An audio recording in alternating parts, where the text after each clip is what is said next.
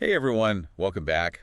Big game this weekend, huh? Yeah, huge. Arsenal and Liverpool. A real clash of the Titans. Exactly. And Yeah. we're gonna dive deep into this one. Yeah, using your fantastic match analysis that you sent in. Yeah, so much to unpack. I mean, even just on the surface. So much. So many storylines, so many talking points. Yeah. It was a really interesting game with so many different, layers to it. Absolutely. So let's start with the obvious one. Yeah. The missing Arsenal players. Oh, yeah? I mean, Saliba, Odegaard, potentially even Saka at one point. It's incredible that they even managed to get a draw, right? It really is.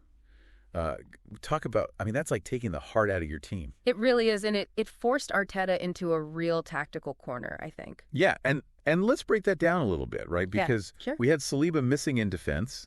Yeah, Saliba has been a revelation this season, I think, for Arsenal. Yeah, such a solid defender. So solid, so composed. Yeah, And without him, that back line just looks so much more vulnerable, especially against that Liverpool press. especially against that Liverpool press. I mean, other teams press high, but Liverpool just seemed to disrupt Arsenal completely. So what was it about their press that was so effective?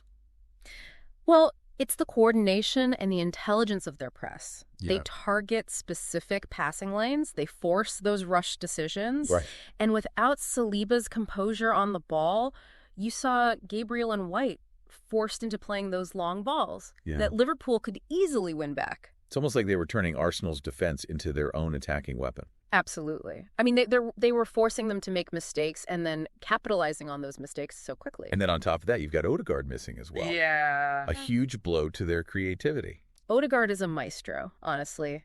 He's a maestro the way he dictates the tempo, finds those pockets of space, Yeah. unlocks defenses with those laser-guided passes. And he is irreplaceable, isn't he? He really is. So how were they even trying to build their attacks? I mean, it felt like Rice had a much bigger creative burden in this match. He really did. Rice usually sits deeper, breaking up the play, Right. recycling possession. Yeah.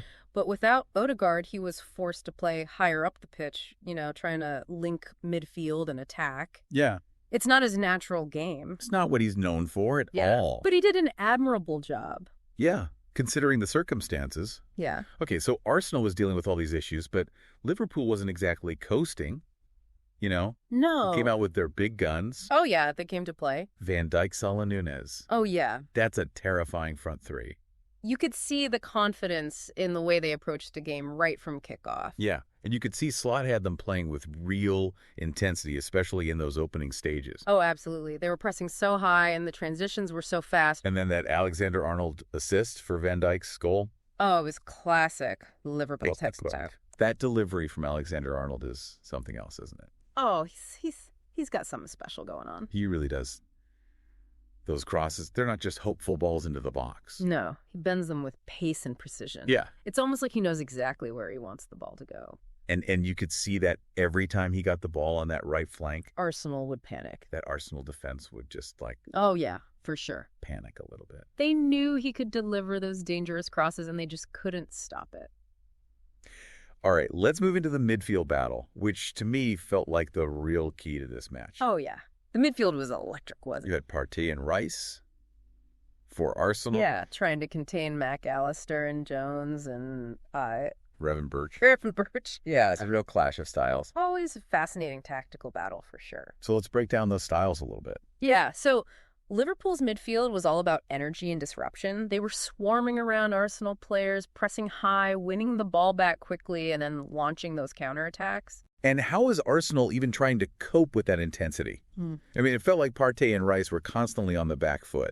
They really were. Partey, who's normally so composed, Yeah. was rushed into mistakes. Yeah. And without Odegaard to help him control the tempo, he really struggled to dictate the game. And what about Rice? How did he handle that pressure? Because he's known more for his defensive work rate. Yeah, he had to be everywhere, breaking up attacks, covering for teammates, and trying to initiate Arsenal's moves forward. It was a real test of his all-around ability. He was like a one-man army out there. Yeah, he was absolutely immense. Every time Liverpool attacked, it felt like there he was. Yeah, putting in a crucial tackle or Wow, interception. he's a strong player. And intelligent. Yeah. What impressed me most was that he never stopped trying to play even under pressure. Yeah, he was always looking for that forward pass, trying to break the lines. Even when he was surrounded by Liverpool players. So you've got Arsenal battling injuries.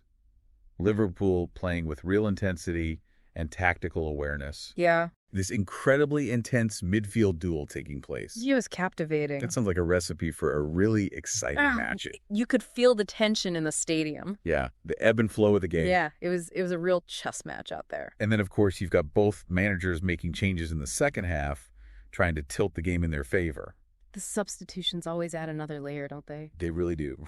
So let's talk about those and the impact they had on the final outcome in the next part of our deep dive. Sounds good to me.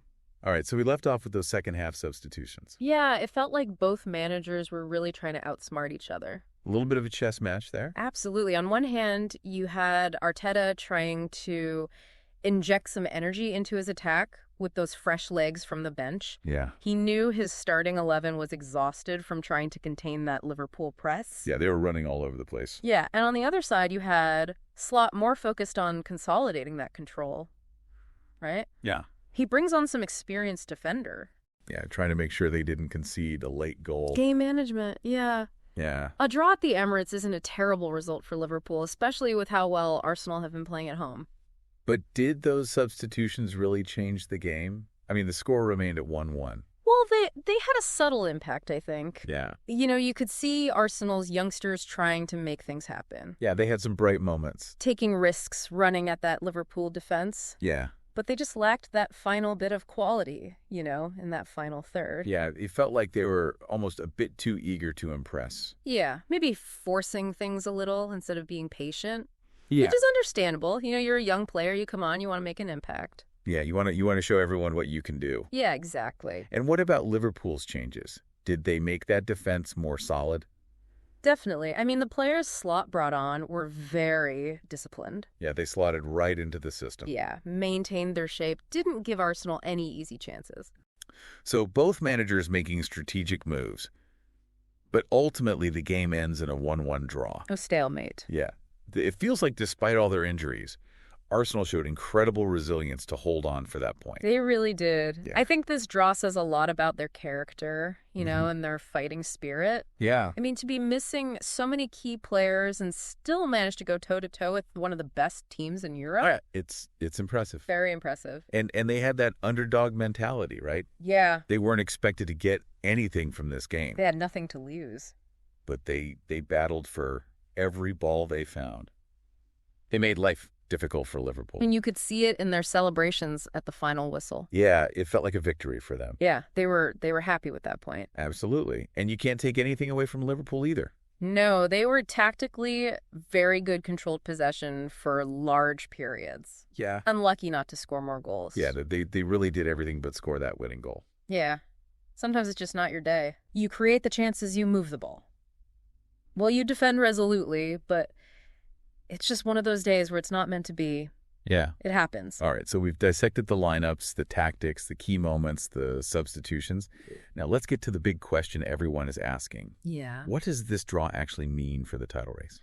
Okay, so on the surface, a draw doesn't significantly benefit either team, right? They both gain a point, but they also both miss the chance to, you know, leapfrog the other. Right. But you have to look at the context. Yeah. Arsenal were missing key players and still held Liverpool, who have been in incredible form. They've been steamrolling teams. Yeah. Does this suggest that Arsenal might actually have the psychological edge despite the draw? That's a great point. I mean, this result definitely highlights Arsenal's resilience. Yeah. Their ability to grind out results even when they're not at their best. Yeah, and it sends a message to the rest of the league, right? Yeah, that they're not going to back down even when faced with adversity. Like they passed the test. It's exactly a test of character. And for Liverpool, while a draw on the road isn't a disaster, it does raise some questions. Yeah. They dominated the game, but they couldn't break down a weakened Arsenal side. Yeah. Could this be a sign that teams have figured out a way to frustrate them? That's a good question. And could that impact their confidence going forward? Potentially, yeah. It's something to keep an eye on. Yeah. You know, if they start dropping points against other teams who defend deep and hit them on the counter, then this draw against Arsenal could be seen as a turning point in the season. So while the draw itself might not have a huge impact on the table right now, Yeah. it could have huge psychological repercussions for both teams as we move forward. Exactly. This match has added another layer of intrigue to the title race. We'll have to wait and see how both teams respond to this result in their upcoming matches. Going to be fascinating to see how it all plays out. But for now, let's bring it back to you, the listener. Absolutely. We've analyzed this match from every angle. Yeah. But we want to hear your thoughts. Yeah, we're curious. Do you think this draw gives either team a psychological advantage? Did you spot any tactical nuances that we might have missed? We want to hear from you. Share your insights. Let's continue this conversation. We'll be back after a short break to wrap up our deep dive with a final thought-provoking question. That'll leave you pondering the implications of this match for the rest of the season. Stay tuned. All right, we're back and ready to wrap up this deep dive. That Arsenal-Liverpool match really had us thinking, huh?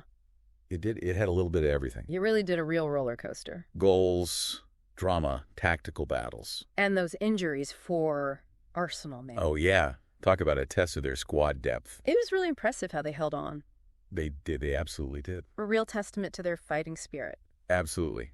All right, so as we wrap up this episode, we wanted to leave you with a final thought-provoking question, something to ponder. Something to debate with your friends. Exactly, because as we've been discussing this 1-1 draw, doesn't tell the whole story. not even close. There was so much more going on beneath the surface. Right. Psychological battles, tactical shifts, moments that could have huge implications for the rest of the season. Exactly. So here's the question. All right, hit me with it. If this match had been scored like a boxing match, Okay. who would have won on points? Ooh, that's a really interesting way to look at it. It's a draw on the scoreboard. Right. But did one team land more of those metaphorical punches? I like that.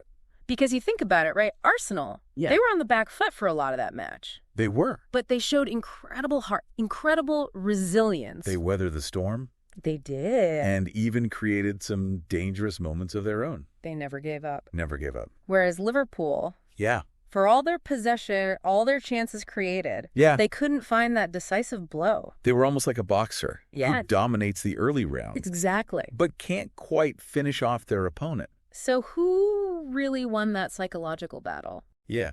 Did Arsenal's defensive grit earn them a moral victory? Or did Liverpool's control expose vulnerabilities that they might exploit later in the season? It's a tough one to call. It really is. There's no easy answer. It's all about interpretation perspective, how much weight you give to different aspects of the game. And that's the beauty of football, isn't it? It is. It sparks debate. It fuels passion. And it leaves us constantly analyzing and reevaluating. So we'll leave that question with you. Chew on it. Discuss it with your friends. Let us know what you think. Who really won the psychological battle in this epic Arsenal versus Liverpool clash? Thanks for joining us on this deep dive. Always a pleasure. Until next time, keep exploring and keep the conversation going. Today is your lucky day. Today is the day that our $3 website works for you, paying you directly to your PayPal daily. Imagine $3 ongoing continuous payments to your PayPal account. Imagine falling asleep and waking up to $300 in your PayPal account. How would this make you feel? How could this help you? What bills could you pay? What kind of fun could you have? What does that retirement look like now? All for a one-time payment of $3. This website is DFY done for you, fully built and completely hosted, and never stops collecting payments for you. You have spent $3 on coffee on a regular, but that coffee won't help you create multiple streams of income. Click the link below.